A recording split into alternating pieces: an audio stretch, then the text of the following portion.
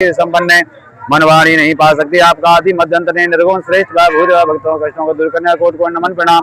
नारद जी की इस प्रकार की स्तुति भरे शब्दों को सुनकर विष्णु भगवान बोले, श्रेष्ठ आपके मन में क्या है? आपका काम के लिए आगमन निशन को। तब नारद मुनि बोले, प्रभु जी मृत्यु लोक में जो मनुष्य अनेक योनियों में पैदा हुआ अपने अपने कर्मों के द्वारा दुखी हो रहा है, हे दयालु आप दया रखते हो, बतलाए उन मनुष्यों के दुख थोड़े से प्रयत्न से कैसे दूर हो सकते हैं। श्री भगवान बोले, नारद जी मनुष्य भलाई के लिए तुमने अच्छा प्रश्न किया, जिस काम करने से मनुष्य मुझे छूटा भाई मैं कहता बहुत पुण्य देने वाला सर्वलोक मतलब धन दुर्लभ व्रत है। आज मैं प्रेम होकर के कहता हूँ सतना भगवान का व्रत अच्छी तरह विधि पूर्वक करके मनुष्य आयु पर्यंत यहाँ तक भोग करके मरोड़ान मोक्ष को प्राप्त होता है। भगवान के वचन से नारद मुनि बोले, प्रभु जी उस व्रत का फल क्या क्या बताना, कब करना, कैसे करना, विस्तार पूर्वक समझाइए। भगवान बोले, नारद जी सुनिए, दुख शोक आदि को धन दान सौभाग्य सभी स्थानों भक्ति श्रद्धा के साथ कभी भी करते हो, प्रातः काल मध्य काल साय काल के समान में, लेकिन ब्राह्मण को साथ में लेकर धर्म परायण होकर भगवान की पूजा करे।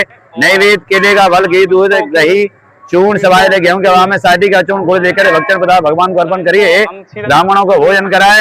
भगवान का एक दो चावल छोड़िए, सीधे हाथ से छोड़िए, उल्टे हाथ पे रख लो पहले चावल, हाँ छोड़ दीजिए। और भी कथा कहते हैं द्वितीय अध्याय में। श्रुति जी महाराज सुनिए, प्राचीन काल का इतिहास सुनिए, ध्यान पूर्वक सुनाए। काशीपुरी नगरी में अत्यंत गरीब ब्राह्मण भूख प्यासे बेचैन प्रतिमंडल पर घूमता। ब्राह्मण से प्रेम करने वाले ब्राह्मण को दुखी देखकर बूढ़े ब्राह्मण का रूप देवता तुम दुखी होगा प्रतिमंडल पर क्या घूम ब्राह्मण मुझसे मैं सुनना चाहूँ। ब्राह्मण बोलता है, प्रभु जी मैं निर्धन ब्राह्मण हूँ, प्रभु जी भिक्षा के लिए प्रतिमंडल पर घूमता रहता हूँ, भगवान आपको ये उपाय जानते हो, कृपा करके हमको बतलाई। वृद्ध ब्राह्मण बोला, सत्यनारायण भगवान है जो मनवांछित बल देने वाले हैं, हे ब्राह्मण देव आप उनका पूजन करिए, सब तुम्हें छूट जाओगे।